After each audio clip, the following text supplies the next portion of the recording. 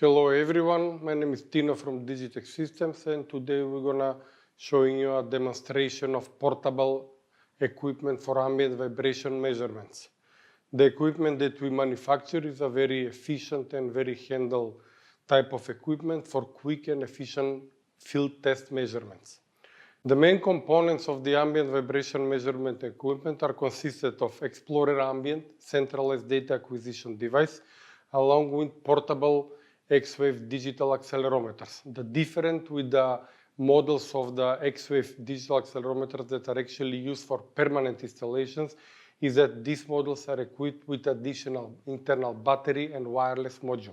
So they can communicate and send the data in real time to the centralized location, to the Explorer Ambient, using the wireless network. First, I'm going to explain how the Explorer Ambient unit looks and the main components and connectors. The Explorer Ambient unit is nicely packed in a Pelican wrapped case, which is easy for transportation and for working on different fields. It's consisted of a front panel with different connectors and buttons and all the necessary electronics containing the industrial PC, the router, and the necessary electronics are contained inside this box. So what do we have here? We have several connectors. The main part, as you can see, are the two wireless antennas actually providing the local wireless network dedicated and reserved for our devices. Additional SMA connector is used to connect this device to GPS, like very similar like the Explorer Premium model, with the same difference that if there is no GPS availability of the signal, then we can use internal battery of our DigiSync hardware module in order to keep the correct time at any time. Two ventilators are here for cooling the system inside, connector for AC power, and of course we have 8 pairs of Ethernet and barrel connectors for powering the sensors. The purpose for these sensors is for these connectors is to connect the digital accelerometers either via Ethernet, but they can also be used to power and charge the internal batteries using these connectors. Additionally, only the connectors can be used for having the Ethernet type of communication to the devices. For the purpose of this demonstration, we are using wireless communication to all of our modules, and addition to all that is this nice device called xNet, which is actually a portable mesh extender. The communication protocol used by these devices is wireless with addition to the mesh functionality of the wireless network, which means that every sensor can act as a router on itself, meaning that we can cover greater distances wirelessly and cover more remote areas. For example, if we do a measurement of a building, then we can create our own network using these mesh functionalities. The X-Wave digital accelerometer modules are a standard type and standard enclosure like the ones for premium installation, as I mentioned, with addition of a wireless module together with a wireless antenna and internal battery pack inside.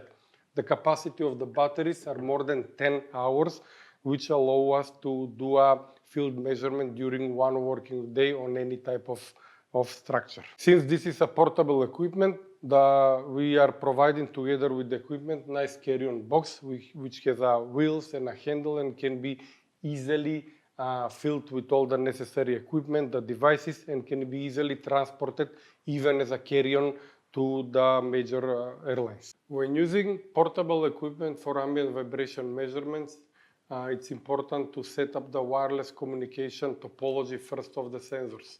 Considering that we already have done that and we have a proper communication of all our devices with the central acquisition station Explorer Ambient, then we can go and use our mobile enabled device, either that is an iPhone, any other smartphone or a tablet or simply a laptop.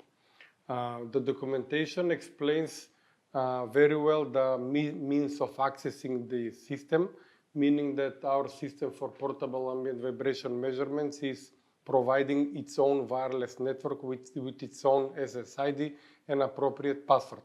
Having in mind, once we know all that from the documentation, we can easily connect that network and start seeing and recording the data. So I have my laptop here. I have already connected my laptop to the Voyager network, which is actually the SSID of this wireless network. And once I'm connected using the IP address of the Voyager application, which in this case is 10.10.10.10 IP address, I can see my screen, my login screen. Using the username and password already provided, I can just log into the stream and see my data. Here on this system, we can see that we have total of 6 sensors connected, as we see them on the table, and they are all connected in a mesh communication wireless network using intermediate xNet device. Once we have all the connection established and the mesh network is fully formed, we can log into our system like we just did, and we can see first the topology of our mesh network. In order to do that, we can go to devices, and we are searching for a tab named mesh topology. See, it just appeared because we have this kind of devices communicating over mesh kind of network. On clicking on that tab, we can see the topology diagram, and we can see all of our sensors marked with red, how they are connected, and the actual topology. This topology here is showing us that 2 of my 6 accelerometers are directly connected to the router, meaning that their internal smart algorithm decided the best way of connecting to the Explorer, and while the other 4 are connected via the xNet device, meaning that their internal algorithm configured and determined that the best way of connecting to the Explorer ambient device is through this xNet device. What actually happens now is that all the data from those 4 connected devices are being routed via the xNet device to the Explorer. So the key important thing here when we use this wireless mesh communication network is to observe this topology diagram at all times, and only to make a recording when we know that the connections are good. Connections are good, meaning that those interconnecting wires here are with solid green or dark green color, meaning that we have very, very good connection. Once we have all that setup in place and all the sensors are placed on desired locations throughout the structure, whether that is a building or a bridge, then we can start making recordings by initiating a manual recording. Once the wireless mesh communication network is fully established and we are sure and have concluded that we have a good communication paths from all the digital accelerometers to the centralized station called Explorer Ambient, then we can start making manual measurements. Please have in mind that the portable type of equipment provided by Digitex Systems is equipped with a highly sensitive MEMS accelerometers with a sensitivity of 0.7 micro-G per square hertz, meaning that they are very sensitive. So you can see the real-time data coming from the sensors is basically a sinusoid, which is actually the micro vibrations of this table that we are using the system on. Then concluding the field measurement test, we just need to go to recording and make a manual recording of the duration. For this purpose, I will just make a 10-second recording, and we will observe the data. We will observe the data being recorded by the sensors.